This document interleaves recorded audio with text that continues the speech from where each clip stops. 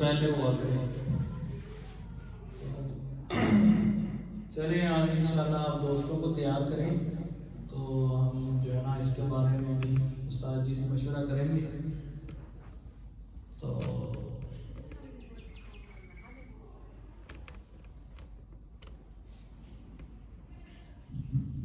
بلا تاخیر مختصر وقت میں انشاءاللہ الرحمن آپ کے سامنے نماز کی جو ابھی بات ترجمہ کلاس ہوئی ہے اس کا جو ہے نا پریکٹیکل کر کے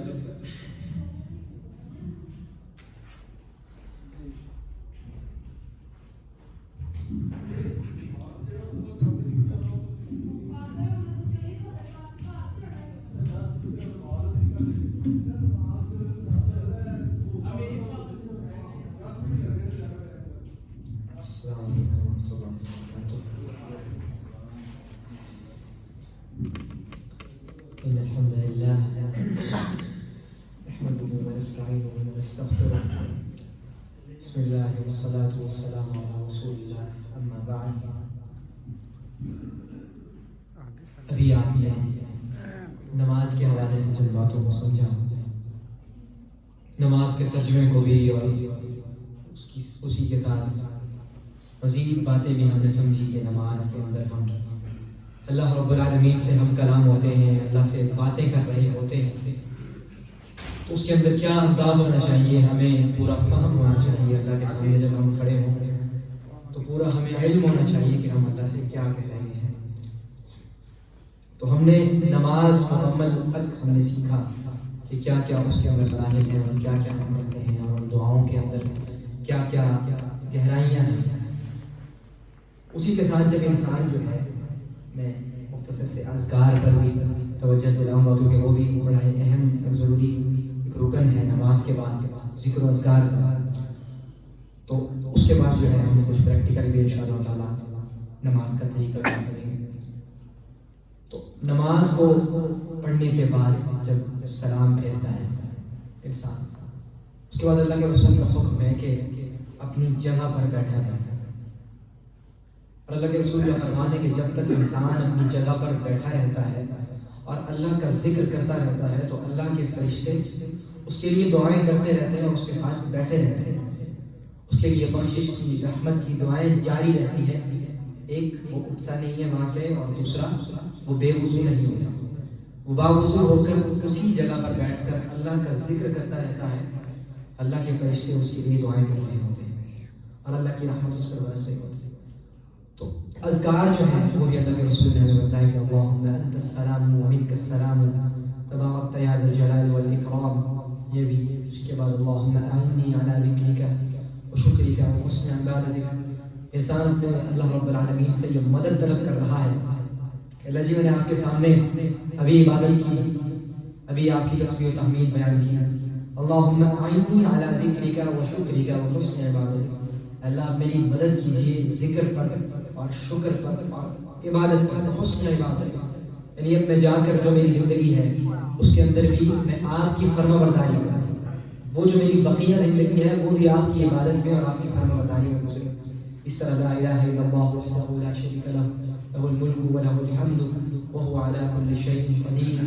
اللہم لا مانع لما اعطیت ولا معطی لما منعت ولا ينفع ذا الجد منک الجد.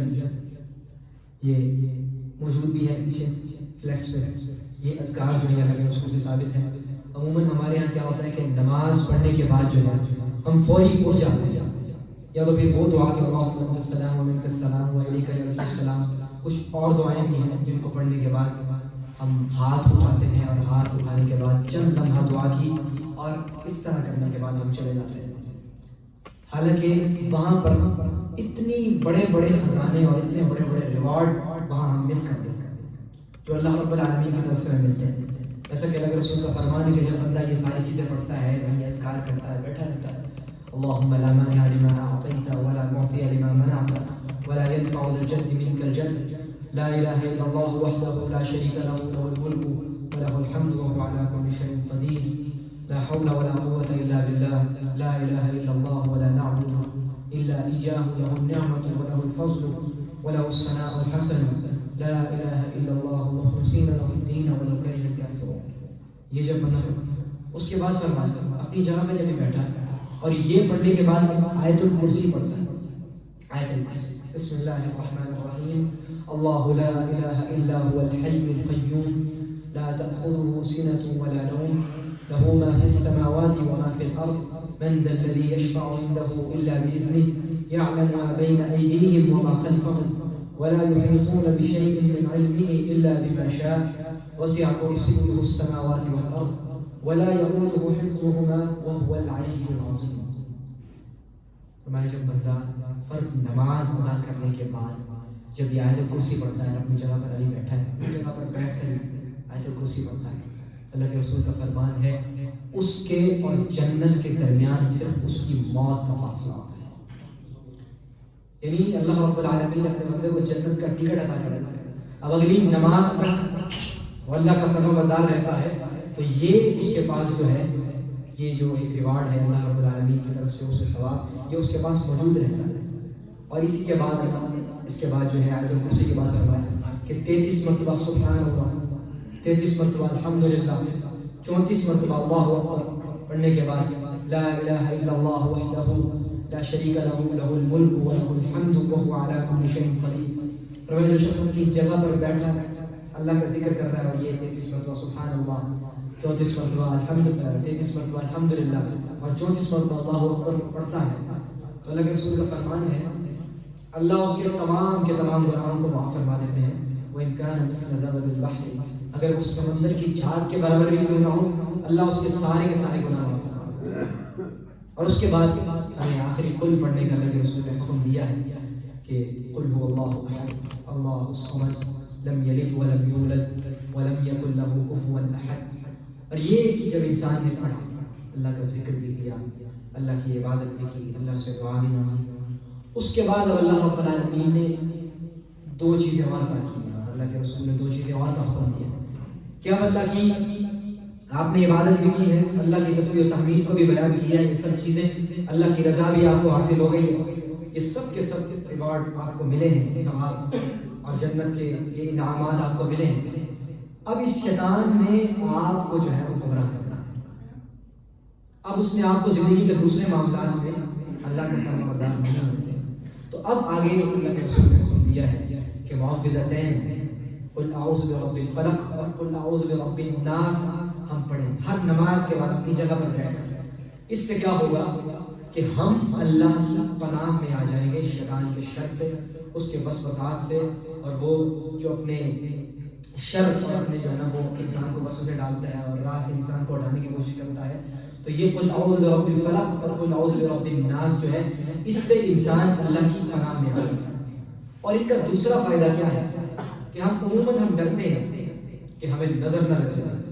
کچھ ایسی اللہ رب العالمین کی طرف سے ہمیں خاصیتیں ہوتی ہیں. اور دوسرا ہم اکثر جادو سے بھی ہمیں بڑا ڈر لگتا ہے کہ کہیں جادو نہ ہو جائے. یہ خوف ہم فطرتی طور پر ہمارے موجود ہے.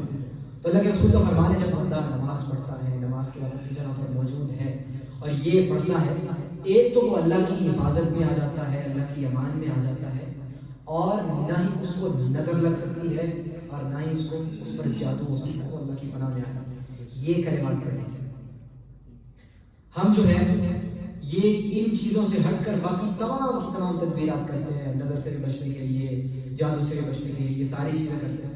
لیکن میرے محترم بھائیوں یہ دین اسلام جو ہے یہ ایسا دین ہے کہ اللہ رب العالمین نے اور اللہ کے رسول جناب محمد رسول اللہ صلی اللہ علیہ وسلم نے ہمیں ایک ایک چیز کا حل بتایا. لیل و نہار اس کی رات بھی دن کی طرح ہر چیز کا اللہ رب العالمین نے حل بھی علاج بھی ہر چیز ہمارے لیے واضح کی ہے کہ ہم اس کو سیکھنے کے لیے آئے اور اس پہ عمل تو کریں.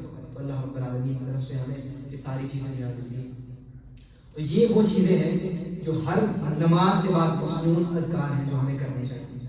اور کچھ وہ اذکار ہیں جو ہمیں صبح اور شام کو اللہ کے رسول نے کرنے کا حکم دیا ہے اور فرمایا کہ یہ جو صبح اور شام کے اذکار ہیں یہ قلعہ کی مانی گئی کہ جب تم یہ صبح شام کے اذکار کر لیتے ہو تو اللہ کی امان میں آ جاتے ہو اللہ کی حفاظت میں.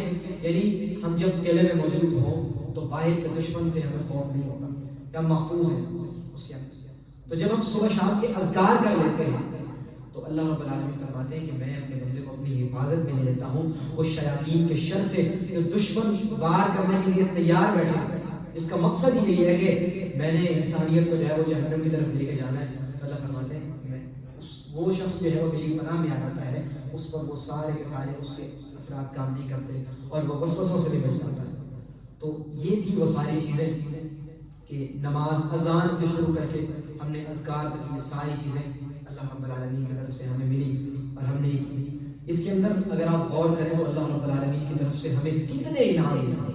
جیسا کہ ابھی بیان کیا آپ کے سامنے کہ آیت الکرسی جب ہم پڑھتے ہیں تو ہمارے درمیان اور جنت کے درمیان صرف ہماری موت کا فاصلہ کہ موت آئی اور ہم جنت میں.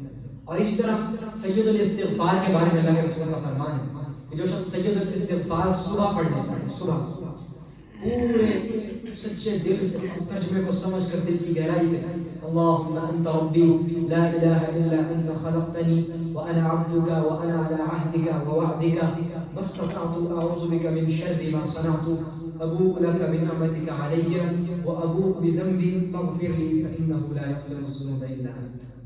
جب یہ بندہ پڑھ لیتا ہے اللہ فرماتے ہیں جب یہ میرا بندہ شام کو سورج غروب ہونے سے پہلے اگر فوت ہو جائے یہ سیدھا سلامتی کے ساتھ جنت میں جائے گا. اور اگر شام کو پڑھ لیتا ہے تو صبح کا سورج طلوع ہونے سے پہلے اگر اس کو موت آ گئی تو یہ سیدھا سلامتی کے ساتھ جنت میں چلا جائے گا.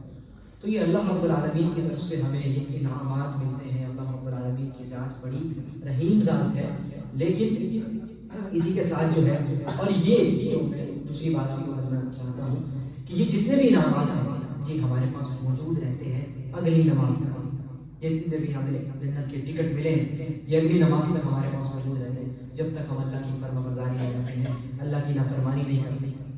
اور جب ہم نے اگلی نماز چھوڑی، ہم نے ظہر کی نماز پڑھی یا سارا کچھ کیا، عصر کی نماز نہیں پڑھی، یہ سارا کچھ جو ہمیں ملا تھا وہ سب کچھ ضائع. اور اللہ کے رسول کا فرمان ہے من ترک صلاۃ العصر فقد حبط عمله، جس نے عصر کی نماز کو چھوڑ دیا جان بوجھ کر اس کے سارے عمل تباہ ہو.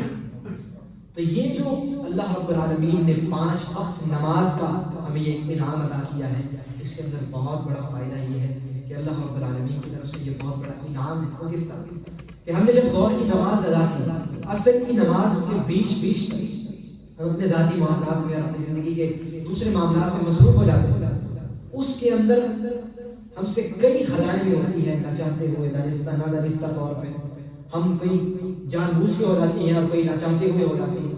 تو اللہ رب العالمین نے اور کئی کبیرہ گناہ جو شیطان کی زد میں شیطان گمراہ کر کے کبیرہ گناہ بھی کروا دیتا ہے، تو اللہ رب العالمین نے یہ 5 نمازوں کا تحفہ ہمیں عطا کر کے ہمارے اوپر بہت بڑا احسان کر دیا.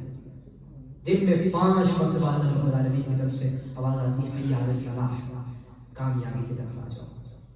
اللہ رب العالمین بخشش کے ہمیں آواز لگاتے ہیں اور ہمیں معاف کرنے کے اللہ رب العالمین فرمانے سناتے ہیں. تو ایک نماز سے دوسری نماز تک کا جو یہ فاصلہ ہے اللہ رب العالمین اللہ کے رسول کا فرمان ہے کہ اللہ وہ تمام کے تمام گناہوں کو معاف فرما دیتے ہیں. تو یہ جتنے بھی ہم نے نماز پڑھی اور یہ جتنے بھی ہمیں ریوارڈ ملے یہ اگلی نماز تک رہتے ہیں. اگلی نماز کو بھی اگر ہم پڑھ لیتے ہیں تو پھر وہ مزید اللہ کے ساتھ دوستی مضبوط ہو جاتی ہے، اللہ کے ساتھ ہمارا تعلق اور مضبوط ہو جاتا ہے. اس طرح ہم نمازوں پہ ہمیشگی اور دوام جس طرح اختیار کرتے جاتے ہیں اللہ بھی اپنا وعدہ اسی طرح پورا کرتے جاتے ہیں. ٹھیک ہے، تو ہم نے جب نماز ایک تو پڑھ لی اور دوسری ہم نے اللہ کے رسول کا فرمان ہے احب الاعمال اللہ ادومها، اللہ کے ہاں وہی عمل پسندیدہ ہے جس پر ہمیشگی کی جاتی ہے.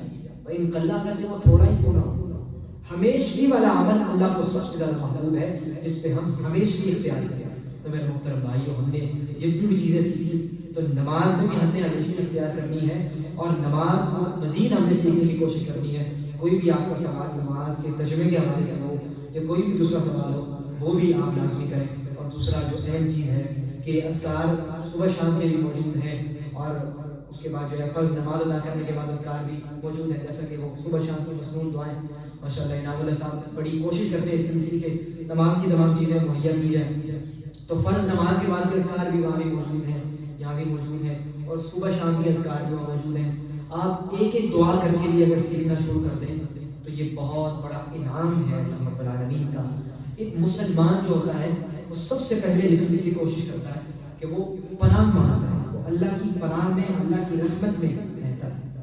تو جب ہم اذکار کرتے ہیں صبح شام کے بھی، نماز کے بھی، تو ہم اللہ کی پناہ میں، اللہ کی رحمت میں رہتے ہیں۔ تو اسی طرح اب ہم نے نماز کا ترجمہ سیکھا اور مختصر سے وقت میں اب ہم نماز کا طریقہ کار سیکھیں گے کہ نماز کے اندر ہم نے کہاں کہاں ہمیں کیا کیا کرنا چاہیے، اللہ کے رسول نے ہمیں کس طرح سکھایا ہے۔ صلو کما رأیتمونی اصلی کے تحت اللہ ہمیں اس طرح نماز پڑھنے کی توفیق دے جس طرح اللہ کے رسول نماز پڑھا کرتے تھے، اور ہمیں بھی اس طرح پڑھنے کا حکم دیا ہے، اور ہماری نمازیں اللہ رب العالمین اس قابل بنائے کہ وہ اللہ کے یہاں شرف قبولیت کے درجہ کو پہنچے۔ تو ابھی شروع کریں۔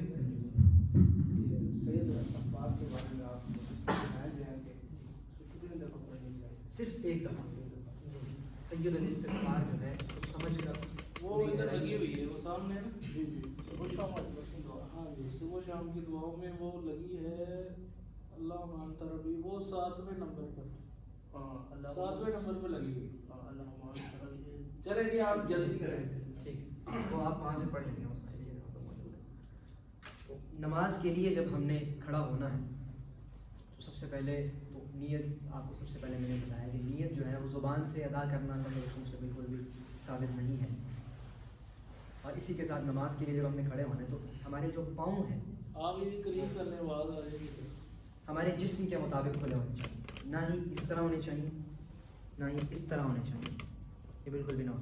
ہمارے جتنی بھی جسم کی ہماری ہے اتنے ہی ہمارے پاؤں کھلے ہونے چاہیے، اور عموماً ہم نماز کے لیے جب کھڑے ہوتے ہیں تو پاؤں اس طرح ہوتے ہیں، ایک پاؤں ادھر جا رہا ہے اور ایک پاؤں بھی ہمارے قبلہ رخ ہونے چاہیے، بالکل سیدھے اسی طرح، اور اپنے ساتھی کے ساتھ پاؤں ملا کے ہم نے کھڑا۔ اگر تو ہم جماعت کے ساتھ ہیں تو اللہ کے رسول کا فرمان ہے کہ پاؤں کے ساتھ پاؤں ملا کے کھڑے ہو تاکہ تمہارے درمیان محبت پیدا ہو۔ یہ شیطان جو ہے نا، میں تمہیں دیکھ رہا ہوں، اللہ کے رسول کا فرمان ہے، کچھ صحابی جو ہے نا وہ فاصلے کے ساتھ کھڑے ہوتے ہیں، اللہ کے رسول کا فرمان ہے میں دیکھ رہا ہوں کہ تمہارے درمیان سے شیطان گزرتا ہے۔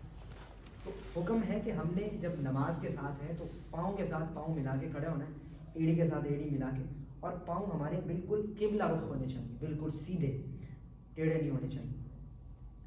اس کے بعد جو دوسرا کام ہے کہ ہم شروع کریں نماز، اللہ اکبر، نماز اپنے ہاتھوں کو اٹھانا ہے۔ حدیث کے الفاظ ہے کہ ہم حذو من کی بئی، اپنے کندھوں تک بھی اٹھا سکتے ہیں اور کانوں کی لو تک بھی اٹھا سکتے ہیں، یہاں تک بھی، لیکن چھونا اپنے ہاتھ سے یا پھر اس طرح کرنا اپنے کانوں کو، یہ بالکل بھی ثابت نہیں ہے۔ ہم اپنے کندھوں تک بھی اٹھا سکتے ہیں یہاں تک، اور یہاں کانوں کی لو تک بھی اٹھا سکتے ہیں، لیکن چھونا نہیں ہے۔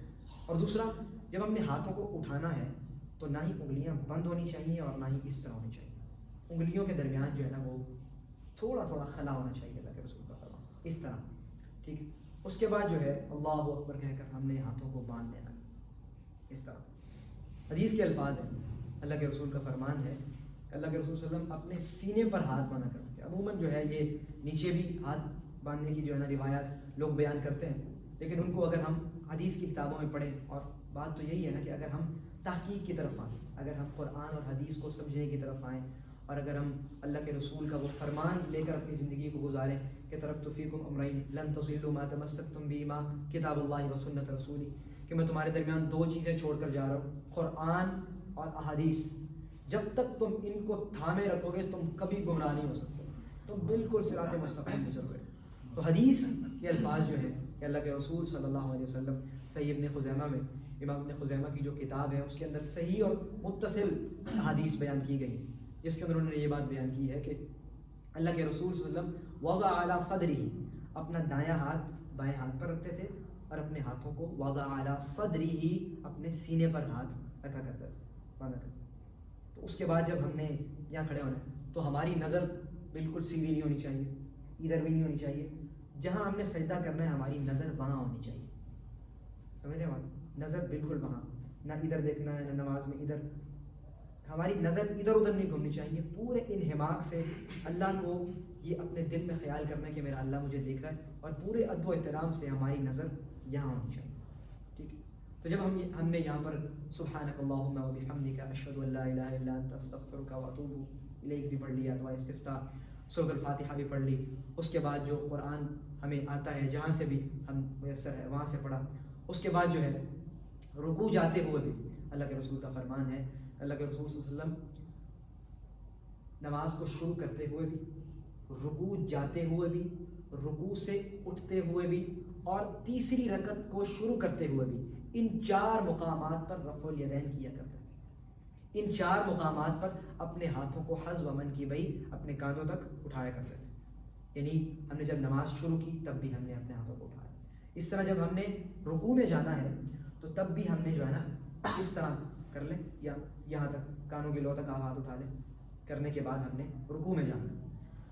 تو رکوع میں جب ہم نے جانا ہے تو اللہ کے رسول کا فرمان ہے کہ ہمارے یہ ہاتھ اس طرح نہیں ہونے چاہیے، بالکل تیر کی طرح ہاتھ بالکل سیدھے ہونے چاہیے، اور کچھ لوگ پکڑ لیتے ہیں، اس طرح کر لیتے ہیں یہاں پر بھی، یا پھر اس طرح فرمان ہے کہ یہاں پر اس طرح کمر بھی بالکل سیدھی ہونی چاہیے، اور نگاہ جو ہے نہ یہاں ہو نہ یہاں ہو، بالکل سیدھی یہاں پر، مطلب یہاں پہ سجدہ کرنا ہے، اور یہ بازو جو ہے ان میں بالکل بھی لچک نہیں ہونی چاہیے، بلکہ پورے اس طرح ہونا چاہیے۔ اس کے بعد یہاں پر جو تسبیحات ہے وہ پڑھنے کے بعد جو ہے سمع اللہ لمن حمدہ یا حذو منکبیہ کندھوں تک اٹھائیں یا کانوں کی لو تک۔ اس کے بعد اٹھانے کے بعد جو ہے وہ ہم سجدے میں جائیں گے۔ تو یہاں پر عموماً ہم دیکھتے ہیں کہ جب ہم سجدے میں جاتے ہیں تو پہلے جو ہے نا اس طرح اور پھر اس طرح۔ تو اللہ کے رسول سے جو طریقہ ثابت ہے وہ یہ ہے کہ ہم پہلے اپنے گھٹنے نہ رکھیں بلکہ اپنے ہاتھوں کو سب سے پہلے۔ میں کہ جب تم نماز میں سجدے کے لیے گرتے ہو تو تمہیں اونٹ کی طرح نہیں بیٹھنا چاہیے۔ اونٹ سب سے پہلے اپنے پاؤں رکھتا ہے اور پھر اپنے ہاتھ رکھتا ہے، تو آپ نے ہاتھ سب سے پہلے رکھنے ہیں اور پھر اپنے پاؤں کو دبانا ہے۔ یہ کر کے دکھا دو۔ جی وہ بھی میں کر کے۔ اور دوسری بات، جو بھی ہمارا رکن ہے نا، نماز کا کوئی بھی رکن ہے، ہم قیام کی حالت میں ہیں، ہم رکوع کی حالت میں ہیں، ہم اس کے بعد دوسرے قیام کی حالت میں ہیں، ہم سجدے کی حالت میں ہیں، یا پھر سجدے کے درمیان والی حالت میں، کسی حالت میں بھی جلدی نہیں کرنی۔ اللہ کے رسول کا فرمان ہے کہ جب کہ اللہ کے رسول نماز پڑھتے تھے تو اس قدر بیٹھتے تھے کہ ہر جوڑ اپنے ہر جوڑ تک واپس چلا جاتا تھا، پورے مطلب آرام سے اور آہستگی سے ہر رکن جو ہے نا اختیار کرنا۔ عموماً ہمارے کیا ہوتا ہے کہ جب ہم ایک سجدہ تو کر لیتے ہیں، جب دوسرے سجدے کے لیے اٹھتے ہیں تو فوراً ہی اٹھ جاتے ہیں، ایسا بھی نہیں کرنا۔ تو سجدے کے لیے جب ہم نے جانا ہے تو سب سے پہلے اپنے ہاتھوں کو رکھنا ہے اور پھر اپنے گھٹنوں کو رکھنا ہے، اور اس کے بعد جو ہے ہم نے اس کے اندر جو ہے اگر اونچی جگہ ہوتی تو آپ سب دیکھ لیتے، اپنے ناک کو اور ماتھے کو جو ہے نا پیشانی کو نیچے لگانا ہے، اور پیچھے سے جو ہمارے پاؤں ہیں وہ بالکل ملے ہوئے ہونے چاہیے اور کھڑے ہونے چاہیے، اور ہماری جو انگلیاں ہیں ان کو اس طرح ہونا چاہیے، جیسا کہ میں آپ کو کر کے بھی دکھاتا ہوں۔ ہمارے جو پیچھے سے پاؤں ہیں وہ اس طرح ہونے چاہیے بالکل، یعنی انگلیاں مڑی ہوئی ہونی چاہیے اور پاؤں بالکل ملے ہوئے ہونے چاہیے۔ اس کے بعد جو ہے دوسرا، سجدے سے اٹھنے کے بعد، اور کچھ لوگ سجدے سے پہلے سجدے سے اٹھنے کے بعد ہی اس طرح کر لیتے ہیں، تو یہ بھی بالکل ٹھیک نہیں ہے۔ پہلے سجدے سے اٹھنے کے بعد ہم نے اس طرح ہی بیٹھنا ہے کہ یہ پاؤں جو ہے اس طرح رہے، یہ انگلیاں، یہ ایک پاؤں کھڑا رہے اور دوسرے پاؤں پر ہم نے بیٹھنا ہے، اور یہاں پر بھی جو تسبیحات ہے رب اغفر لی رب اغفر لی یہ پڑھنا ہے۔ اس کے بعد دوبارہ سجدے میں تو وہ بھی اسی طرح پیچھے سے پاؤں ملانے ہیں اور انگلیوں کو فولڈ کرنا ہے، اور اپنی ناک اور پیشانی کو بالکل نیچے رکھنا ہے، اور پورے سجدہ جب ہم اللہ رب العالمین کو کر رہے ہوتے ہیں تو اس کے اندر ہی ہم یہ ثابت کر رہے ہوتے ہیں کہ ہم اللہ سے کتنی محبت کرتے ہیں، ہم اللہ کا کتنا ادب و احترام کرتے ہیں، اور اللہ کی کتنی تعظیم ہمارے دل میں موجود ہے۔ تو ہمارے سجدے، آج کل جو ہمارے سجدے ہیں وہ ہمیں بتا سکتے ہیں کہ ہم اللہ کو کتنا جان چکے ہیں، اللہ کی کتنی قدر ہے ہمارے دل میں اللہ کی۔ تو وہ ہمارے سجدے جو ہیں ان سے، سجدہ جو ہے یہ عاجزی اور انکساری کا نام ہے۔ اس کے بعد جب ہم نے بیٹھنا ہے تو دوسرے سجدے سے اٹھنے کے بعد بھی فوراً سے اس طرح کھڑے نہیں ہونا، دوسرے سجدے سے اٹھنے کے بعد بیٹھنا ہے، اتنا بیٹھنا ہے کہ ہر جوڑ اپنی جگہ کو واپس چلا جائے۔ بیٹھنے کے بعد پھر دوبارہ کھڑا ہونا ہے، اور دوبارہ کھڑے ہونے کے بعد جو ہے نا وہ وہی اسی طرح انداز دوبارہ ہوگا، ٹھیک ہے۔ اور 2 رکعتیں مکمل کرنے کے بعد جب ہم تشہد کے لیے بیٹھے ہیں تو تشہد میں جو ہے، دوسرے تشہد میں اس کے اندر ہم نے التحیات للہ والصلوات والطیبات والسلام علیکم یہ دعا مکمل، اور درود پاک لازم ہے، درود پاک بھی ہم نے پڑھنا جو پہلا ہمارا ہے پہلا تشہد، پہلے تشہد میں درود پاک تک ہم نے پڑھنا ہے۔ اور جو بیٹھنے کی حالت ہے پہلے تشہد میں وہ یہ ہے کہ ہم ایک پاؤں پر بیٹھیں گے اور دوسرا پاؤں اس طرح ہمارا ہوگا کہ ایک پاؤں فولڈ اور اس طرح کھڑا ہوا، اور جو دوسرا تشہد ہوگا اس کا بیٹھنے کا انداز یہ ہے کہ ہم زمین پر بیٹھیں گے اور یہ پاؤں ایک یہاں اور ایک یہ والا پاؤں یہاں سے باہر نکل آئے. ٹھیک ہے. پہلا تشہد اور دوسرے تشہد میں بیٹھنے کی جو حالت ہے وہ بھی اللہ کے رسول نے ہمیں بتائی, وہ بھی اسی طرح ہی ہونی چاہیے. نہ کہ پہلے تشہد میں اس طرح بیٹھنا ہے اور نہ دوسرے تشہد میں اس طرح بیٹھ جانا ہے. اور اس طرح ہم جب نوافل پڑھ رہے ہوتے ہیں تو نوافل کے اندر جو ہے, نوافل کے اندر آپ چاہے اس طرح نہ بیٹھیں, یعنی جو سلام پھرنے والا تشہد ہے نا اس کے اندر جا کے آپ اس طرح بیٹھ سکتے ہیں, ایک پاؤں باہر اور یہ اس طرح. باقی آپ نے 2 رکعت والی نماز ادا کی ہے اس کے اندر بھی آپ اس طرح بیٹھ سکتے ہیں. لیکن 4 رکعت والی اگر نماز ہے تو اس کے اندر جو پہلا تشہد ہے آپ کا اس کے اندر آپ اس طرح ہی بیٹھیں گے. ٹھیک ہے. کوئی سوال کسی کا؟ اچھا, یہ ہاتھ باندھنے کے 3 طریقے ہیں جی وہ بتائیں. جی, ہاتھ جو ہے آپ اللہ کے رسول کا فرمان ہے کہ آپ اپنی ذرا کو ذرا پر رکھا کرتے تھے اور ید کو ید پر رکھا کرتے تھے, یعنی یہ بھی انداز ہے اپنے دائیں ہاتھ کو یہاں پر رکھنے کا اور یہ بھی انداز ہے. ٹھیک ہے, یہ دونوں طریقے ٹھیک ہے, لیکن وضع علی صدری ہونا چاہیے, سینے پر رکھنا چاہیے. یہاں سے یہ انداز بھی ٹھیک ہے سینے پر, اور یہاں سے یہ انداز بھی ٹھیک ہے, ہاتھ آگے نہیں جانا چاہیے.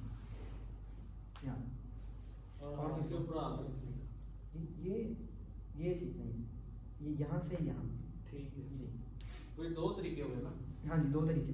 اور تیسرا طریقہ وہ مطلب اس کے اندر اختلاف ہے کافی. جی یعنی مسنون 2 ہے. ہاں جی, یہ یہاں سے اور تو بازو کا دامنا ایسے کر لیتے ہیں, ایسے ایسے. نہیں نہیں, یہ بالکل ٹھیک نہیں. میں کبھی میں نے یہ بات بتائی ہے کہ یہ یہاں یہ ایسے. جی ایسے وضع علی صدر. جی یہ نہیں کرتے ہیں کہ ہمیں پوری نماز میں کیا ہم دایاں جو پاؤں ہے وہ پاؤں اٹھا سکتے ہیں یا نہیں اٹھا سکتے ہیں؟ دایاں پاؤں مطلب سوال یعنی کہ ہم بیٹھے ہوں گے اس طرح سے, جی تو ہم جب بھی کوئی رکوع میں یعنی کہ رکوع میں جائیں سجود میں جائیں ہم یہ اٹھا سکتے ہیں یا نہیں؟ اور یہ سنا ہوا کہ انگوٹھا جو ہے پوری جگہ سے نہیں ہلانا سلام پھیرنے تک. نہیں وہ ایسا کوئی مسئلہ نہیں, وہ تشدد ہی ہے, کوئی ایسی بات نہیں. آپ اس کو ہلا بھی سکتے ہیں, کوئی ایسا مسئلہ نہیں. اس کو اٹھانے کی بات ہوئی تھی. نہیں یہ اٹھنا ہی نہیں چاہیے. یہ اٹھنے سوال یہ آپ کا نہیں, اٹھنا نہیں چاہیے, وہ برقرار رہنے چاہیے وہیں. وہ جو سجدہ ہے نا وہ ہمارے تمام کے تمام اعضاء کا سجدہ ہوتا ہے. ہمارے تمام جتنے بھی ہمارے جوڑ ہیں نا وہ سارے کے سارے سجدہ کر رہے ہوتے ہیں. اگر ہم سجدے کو اس طریقے سے کریں جو اللہ کے رسول نے سکھایا تو وہ سارے کے سارے جوڑ سجدہ کر رہے ہوتے ہیں اللہ کو. وہ تبھی ہوگا جب اللہ کے رسول کے طریقے کے مطابق ہو. پاؤں اٹھ جائیں گے تو وہ طریقہ نہیں رہے گا, پاؤں اسی طرح ہی پھوڑ رہے ہیں. نماز فاصل تو نہیں ہوگی اگر ایک یا دونوں پاؤں اٹھتے؟ نماز کے اندر کمی آ سکتی ہے. یعنی مثال کے طور پہ اب آپ یعنی کوئی بھی نماز ہے جس کے اندر اللہ کے رسول کے طریقے کے مطابق آج کل نماز نہیں پڑھی جائے تو نماز کا جو ثواب ہے اس کا اللہ رب العالمین نے ثواب رکھا. کوئی 100% ثواب حاصل کر جاتا ہے, کوئی 80%, کوئی 90%. نماز میں کمی واقع ہو جاتی ہے, ہو جاتی ہے کہ نہیں یہ میں فیصلہ نہیں کر سکتا, یہ اللہ رب العالمین کی ذاتی قبول کرتی ہے.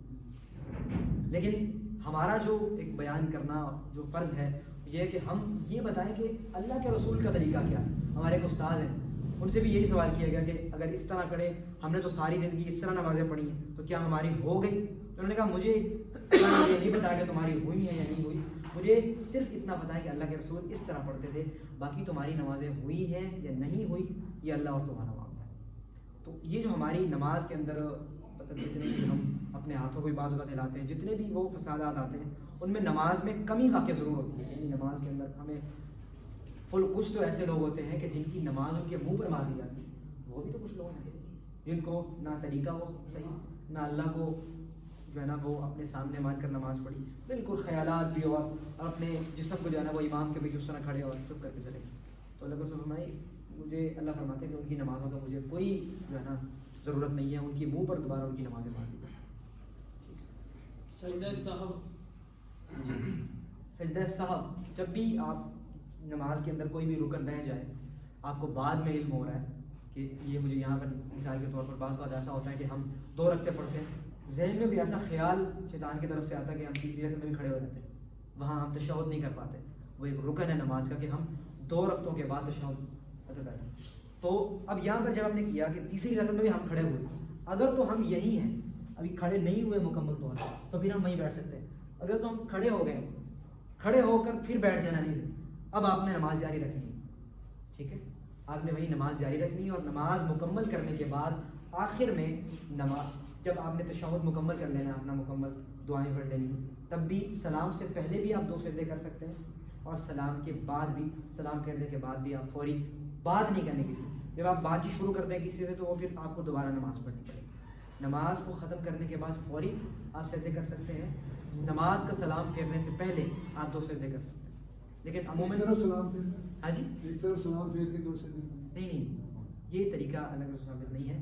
ہم نے ایک یا تو سلام پھیرنا نہیں ہے اور سجدے کر لینے ہیں، یا تو دونوں سلام پھیر کر سجدے کرنے ہیں، یہ 2 طریقے ہیں۔ یہ میں نے وہ دیکھا تھا کہ جو ہے نا، اگر انسان رکھتے زیادہ پڑھ لی تو پھر وہ سجدہ جو ہے نا بعد میں کرے گا، ٹھیک ہے نا، اور اگر یعنی کہ اس کے رکھتے کے علاوہ کوئی اور غلطی ہوئی ہے، بھول کوئی اور ہوئی ہے، تو وہ پہلے جو ہے نا سجدے کرے گا پھر سلام کرے گا۔ نہیں، یہ مثال کے طور پر ہمیں نماز کے اندر ہی یاد آ گیا کہ ہم نے غلطی کی ہے، کوئی بھی غلطی ہو سکتی ہے، تو وہ نماز کے اندر کر لیں۔ نہیں، وہ اگر کمی ہے تو وہ تو پوری کرے گا نا، اگر 3-4 پڑھنی تھی 3 پڑھی ہیں تو 1 رکعت پوری کرے گا، تو اگر 5 پڑھ لی ہیں تو پھر وہ بعد میں سجدہ کرے گا۔ ہاں جی، ایسا ہی ٹھیک ہے، نماز کے بعد بھی سجدہ کیا جا سکتا ہے پہلے سلام کے۔ اور یہ سجدہ سہو کرنے کا طریقہ کیا ہے؟ یہ 2 سجدے ہیں اسی طرح جس طرح ہم اپنے عام سجدے کرتے ہیں، لیکن اس کے اندر دعا کا اضافہ ہے۔ اگر ہمیں وہ دعا آتی ہے تب بھی ٹھیک ہے، ورنہ جو دعا ہے، سجدے کی دعا ہے وہ بھی پڑھ سکتے ہیں۔ 2 سجدے عموماً اسی طرح کے لمبے ہوں یا اتنے بھی ہوں تو وہ کافی ہے۔ یہاں پر بعض علماء نے لکھا ہے کہ سجدہ صاحب جو ہے وہ سلام پھیرنے کے بعد ہی ہو سکتا ہے، تو اس کا سلام کب کس وقت پھیرنا چاہیے اور کس طرف پھیرنا چاہیے؟ دونوں سلام پھیر کے آپ سجدہ صاحب کر سکتے ہیں، اور سلام پھیرنے سے پہلے بھی آپ کر سکتے ہیں، دونوں طریقے ٹھیک ہے۔ سلام پھیرنے سے ہم نے دونوں طرف سلام پھیرنا ہے آخر میں، اس سے پہلے یاد آ گیا ہمیں، تو ہم کس وقت سلام؟ ابھی سلام نہ پھیریں، اپنی ساری دعائیں پڑھ کے جی 2 سجدے کریں، 2 سجدے کرنے کے بعد فوری سلام پھیر دیں، سمجھ رہے ہیں بات؟ جی ایکسکیوز سر، 2 سجدوں میں رفع دین کرنا کیا یہ ثابت ہے؟ اس سجدوں میں رفع دین، میں نے اسی لیے شروع میں حدیث بیان کی تھی آپ کو کہ اللہ کے رسول 4 مقامات پر جو ہے نا حذو بن کی وہی رفع دین کیا کرتے تھے، نماز شروع کرتے ہوئے۔ امام بخاری رحمۃ اللہ علیہ جز رفع دین میں لے کر آئے ہیں یہ حدیث، کیا یہ صحیح ہے؟ نہیں، مجھے بھی آپ دکھائیں یہ حدیث یہاں پہ۔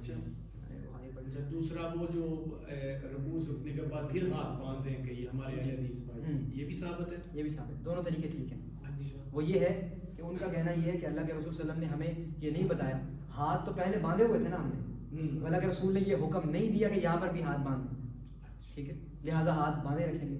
اور جو دوسرے علماء ہیں ان کا کہنا یہ ہے کہ اللہ کے رسول نے جب یہاں پر ہاتھ باندھنے کا حکم نہیں دیا تو یہاں پر ہم نے ہاتھ نہیں باندھنے، اپنے ہاتھوں کو چھوڑنا ہے۔ اور ان کا یہ بھی دلائل ہے کہ نماز جو ہے نا وہ اس طرح کھڑے ہونے کا نام نہیں ہے، بلکہ نماز کے اندر ہمیں ہاتھ باندھنے چاہیے، اس طرح نہیں کھڑے ہونا چاہیے۔ لیکن دونوں کے دلائل اگر دیکھے جائیں تو دونوں قابل عمل ہیں، دونوں پہ علماء حدیث کا عمل ہے۔ ٹھیک ہے۔ اور یہ ترتیب ہے، اگر ایک سورت جیسے قرآن پہ نازل ہوا ہے، اگر غلط نلط ہو جائے تھوڑی سی، بڑی صورت پہلے چھوٹی پڑھ لے بعد میں بڑی پڑھ لے، کیا وہ پھر ہم رفع وہ کریں گے، سجدہ سہو کریں گے؟ بالکل ایسا مسئلہ ہے۔ اچھا، فقرؤوا ما تیسر من القرآن، قرآن پڑھیے جہاں سے بھی آپ کو آسان لگے، وہ ادھر سے سورۃ البقرہ سے پہلے پڑھ لو یا سورۃ الناس سے پہلے پڑھ لو، کوئی ایسا مسئلہ نہیں۔ قرآن کی ترتیب واجب نہیں ہے بالکل بھی ہمارے اوپر۔ یہ سجدہ جب لازم ہو جائے وہ سجدہ کرنا بھول گئے جی، نماز وہی بات آپ بتائیے کہ آپ نے نماز پڑھ لی مکمل، اس کے بعد اپنی باتوں میں لگ گئے، تو ساتھ والے ساتھی نے بتایا آپ نے تو 3 سجدے کیے تھے، مطلب نماز یاد آیا، ہاں خود بھی یاد آیا، تو وہ آپ نے اگر بات چیت کی ہے آپ کی جو ہے وہ مطلب نماز سے تعلق ہے وہ ٹوٹ گیا، تو آپ دوبارہ نماز پڑھیں۔ اگر بعد میں آیا یا نماز کا ٹائم نکل گیا تو یہ نماز کا جمع کرنے کے بعد جب بھی یاد ہے فوری پڑھ لیں۔ نماز معاف بھی ہے کسی صورت؟ جی، نماز معاف بھی ہے کسی صورت؟ نہیں، نماز کسی صورت میں بھی معاف نہیں ہے، حتیٰ کہ اللہ کے رسول کا فرمان ہے کہ جب جنگ ہو رہی ہو، اللہ جب جنگ چل رہی ہے، باطل کے درمیان اور حق کے درمیان معرکہ چل رہا ہے، اللہ اور اس کے رسول کے نظام کو نافذ کرنے کی جنگ چل رہی ہے اور مجاہدین آپس میں قتال کر رہے ہیں، تو تب بھی اللہ نے نماز چھوڑنے کی اجازت دی ہے۔ اور جب بھی تمہیں جو ہے نا وہ علیحدگی محسوس ہو تو تم صلاۃ خوف پڑھو، اس کا بھی طریقہ نماز ایک ہی صورت میں معاف ہے کہ آپ جو ہے نا وہ بے ہوش ہو، آپ اس دنیا سے فوت ہو جائیں، بے ہوش ہوں آپ، ٹھیک ہے، نماز تبھی بے معاف ہوشی ہے۔ کے عالم میں بے ہوشی کے جواب عالم ہے اس کا۔ بے ہوشی کا عالم جو ہے اس کے اندر انسان مکلف نہیں ہوتا شریعت کا۔ جی، نیند کا عالم تو وہ ایک دوسرا عالم ہے، نیند آپ نے کی ہے آپ کو پتہ ہی نہیں چلا تو وہ الگ بات ہے۔ نیند کے لیے آپ فجر کی اذان میں سوئے ہوئے تھے، رات کو سوئے، آپ کو پتہ ہی نہیں چلا آپ کی آنکھ جو ہے نا وہ 9 بجے جا کے کھل رہی ہے، ٹھیک ہے، اور آپ سوئے بھی جلدی تھے، ایسا نہیں کہ آپ 2 بجے سوئے بھی آپ جلدی تھے، آپ کی آنکھ بھی نہیں کھلی، تو یہاں پر آپ پر وہ نیند والا حکم لگے گا کہ آپ سوئے ہوئے تھے، کوئی مسئلہ نہیں، آپ جیسے ہی اٹھیں گے فوری نماز پڑھ لیں گے، ٹھیک ہے۔ اور جب آپ کے کانوں میں آواز بھی آ رہی ہے فجر کی پھر بھی نہیں اٹھ رہے تو پھر وہ حکم نہیں ہوگا، ٹھیک ہے۔ نوم ایسی نیند کہ جس سے پتہ ہی نہ چلے گا کیا ہو رہا کیا نہیں ہو رہا، تو وہ بے ہوشی کے عالم میں ہی سمجھا جاتا ہے انسان۔ سفر میں جو قصر نماز اگر قضا ہو گئی ہے مقام پہ آ کے وہ قصر پڑھیں گے یا وہ پوری؟ مقام پہ آ کر مکمل ہی پڑھیں گے، کیونکہ مقام پہ مقیم ہو گیا، مسافر نہیں رہے آپ۔ اور دعائے قنوت جو پڑھتے ہیں جی، تو ہاتھ اٹھا کے پڑھتے ہیں اس کے بارے میں تھوڑا سا۔ دعائے قنوت کی سب سے پہلے تو بات یہ ہے کہ جیسے کہ پہلے بھی بات کی کہ کوئی بھی عمل جو ہے وہ اللہ کے ہاں ہمارا تبھی قبول ہوتا ہے جو اللہ کے رسول نے ہمیں بتایا۔ اللہ کے من عمل عملا لیس علیہ امرنا فہو رد، من احدث فی امرنا ھذا ما لیس منہ فہو رد، جس شخص نے کوئی ایسا عمل کیا جس کے بارے میں ہمارا کوئی حکم نہیں تو وہ عمل مردود ہے۔ تو ہمارے عموماً ایک دعا ہم عموماً جو ہے نا وہ وطر میں بھی پڑھتے ہیں، جو اللہم انا نستعینک ونستغفرک، یہ دعا تو یہ اللہ کے رسول سے ثابت نہیں ہے۔ دعائے قنوت میں وطر کی جو دعا ہے قنوت وطر کی وہ ہے اللہم اہدنی فی من ہدیت وعافنی فی من عافیت، اگر انسان اکیلا ہے۔ اگر زیادہ لوگ ہیں تو اللہم اہدنا فی من ہدیت وعافنا فی من عافیت، ایسا کہ امام یہ پڑھے گا۔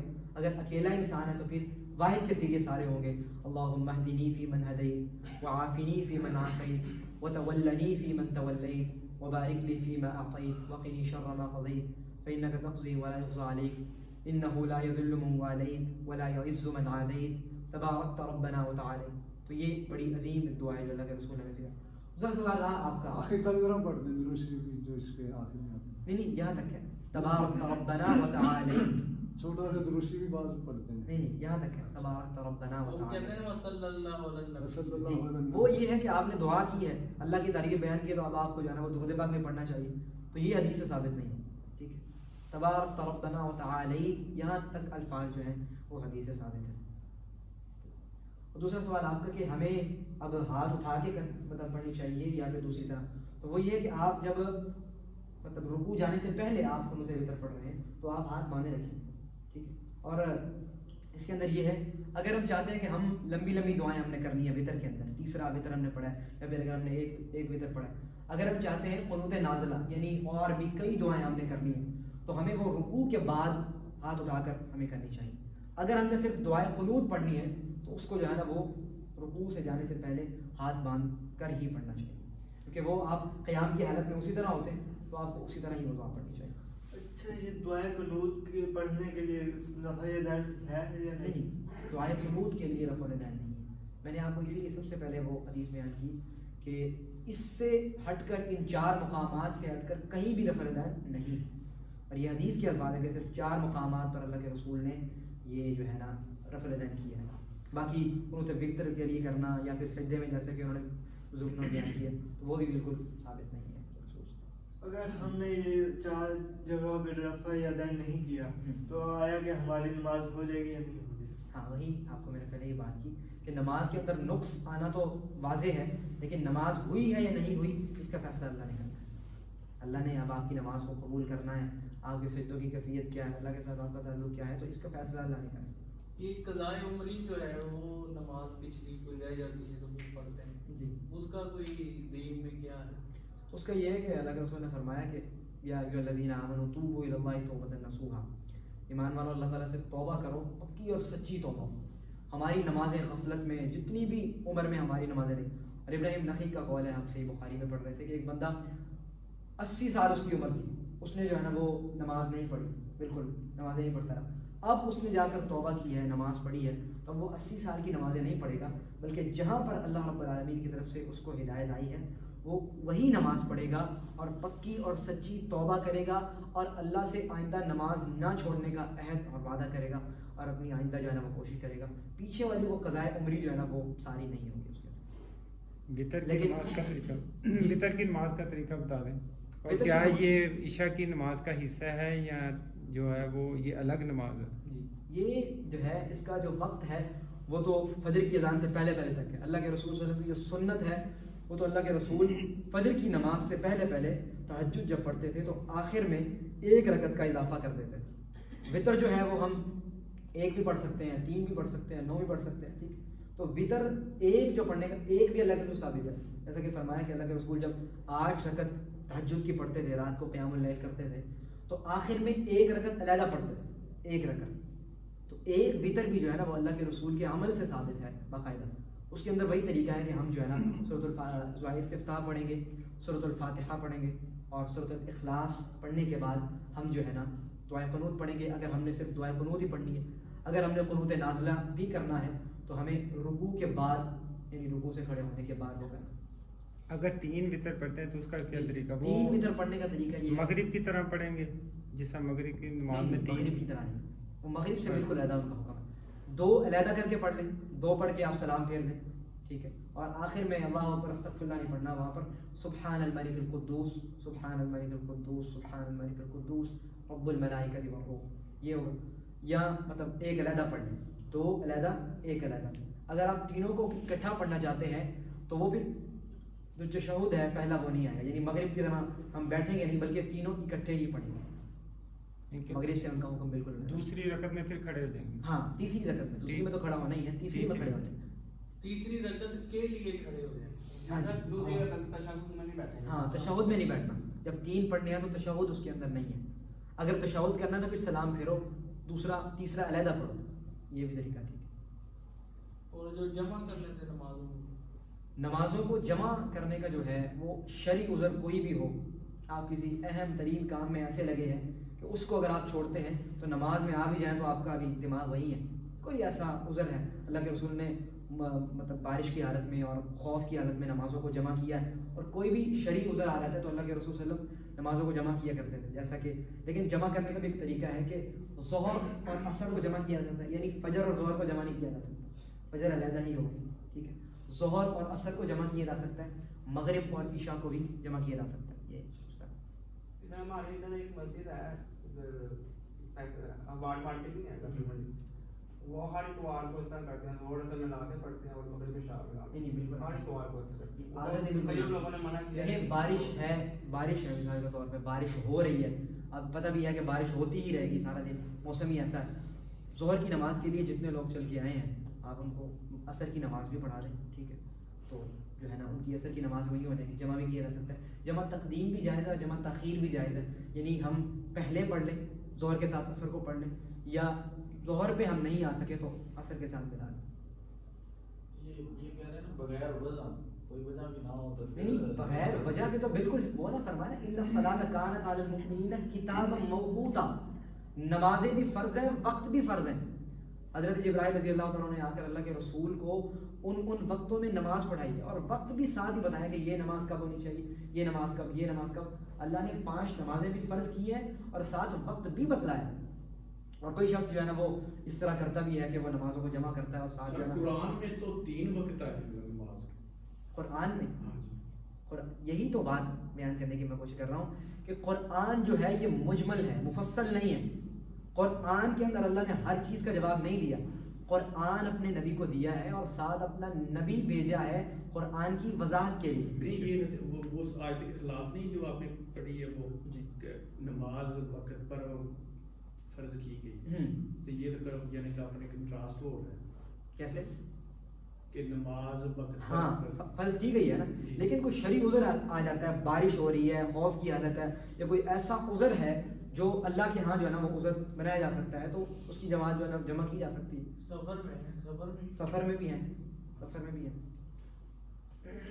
تو عبداللہ بن زبیر رضی اللہ تعالیٰ ہاتھ چھوڑ کے نماز پڑھتے تھے، وہ کیا ان کے پاس کیوں سیدھا دلیل تھی؟ دیکھیں صحابی جو ہیں ہمارے پاس، ہم نے کلمہ کن کا پڑھا ہے؟ اللہ کے رسول کا پڑھا ہے یا حضرت عبداللہ بن زبیر کا پڑھا؟ ایک صحابی ہے نا، ایک صحابی کوئی بھی عمل کرتے ہیں تو سب سے پہلے تو ہم نے یہ ثابت کرنا ہے کہ کیا واقعتاً وہ ایسا کام کیا کرتے تھے یا نہیں.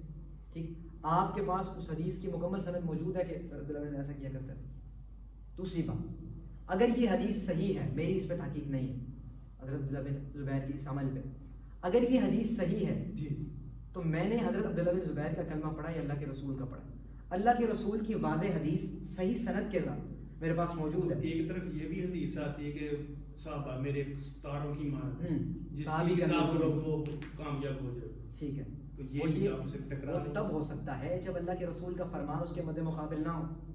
ٹھیک ہے، جب قرآن بھی موجود ہے، حدیث بھی موجود ہے، تب آگے چاہے صحابی کا قول آ جائے، چاہے کسی امام کا قول آ جائے، حدیث کے آگے حیثیت نہیں رکھتا. ہاں حدیث نہیں ہے، اللہ کے رسول کا اس بارے میں کوئی حکم نہیں ہے، تو اب ہم صحابہ کرام کے عمل کو دیکھیں گے. ٹھیک ہے، اس کے بعد فرمانا علیکم بسنتی و سنت الخلفاء الراشدین المہدیین، میری سنت کو، میرے طریقے کو لازم پکڑو، اور میرے بعد میرے صحابہ، میرے خلفاء، ان کے طریقے کو دیکھ لو کہ وہ کس طریقے پر چل رہے ہیں. اب دوسری بات آپ نے کی، حضرت عبداللہ بن زبیر ایک صحابی ہیں، ایک، اور باقی تمام صحابہ ایک سائڈ پہ ہیں. تو اب آپ کا کیا ذہن کہتا ہے کہ ہمیں کس طرف جانا چاہیے؟ ہمیں وہ صرف اکیلے پڑھتے تھے؟ جی وہ صرف اکیلے پڑھتے تھے، باقی میں آپ کو میں کہا کہ میری اس پہ تحقیق نہیں کہ وہ پڑھتے تھے یا نہیں پڑھتے. ٹھیک. سب سے پہلے تو اس حدیث کو ثابت کرنا ہوگا. اگر وہ میں عقلی طور پہ آپ کو کہہ رہا ہوں کہ اگر وہ پڑھتے تھے، ایک طرف ایک صحابی ہیں اور دوسری طرف پوری جماعت ہے صحابہ کی، تو ہمیں کس طرف جانا چاہیے؟ صرف یہ بتا، ہمیں متواتر کی طرف جانا چاہیے کہ جو جس طرف زیادہ اصحاب موجود ہیں. اور بھی سوال؟ یہ مٹوڑ کی نماز میں لوگ پڑھ کرتے ہیں. ہاں بالکل، یہ بھی بڑا اہم سوال آپ نے کیا کہ عموماً جو ہے نا وہ سجدے کی حالت میں بہت ہی چینج کر دیا گیا ہے کہ عورتوں نے بالکل ہی نا عجیب طریقے ان کو سجدے کا حکم دیا گیا ہے. اللہ کے رسول نے جو ہے نا وہ سجدے کا ایک ہی طریقہ سکھایا ہے کہ انسان ساتھ کے ساتھ اعضاء کا جو ہے نا وہ سجدہ ہوتا ہے. تو اس طریقے کے اندر اللہ کے رسول نے بالکل بھی عورت کو علیحدہ نہیں کیا. آج کل ہمارے جتنے بھی ان کی عورت کے لیے یہ ہے، مرد کے لیے یہ ہے، کسی حدیث میں بھی اللہ کے رسول نے مرد اور عورت کا جو ہے نا وہ علیحدہ نظام نہیں کیا کہ عورت نے ایسے سجدہ کرنا ہے، مرد نے ایسے کرنا ہے. حالانکہ اللہ کے رسول کو ذمہ دار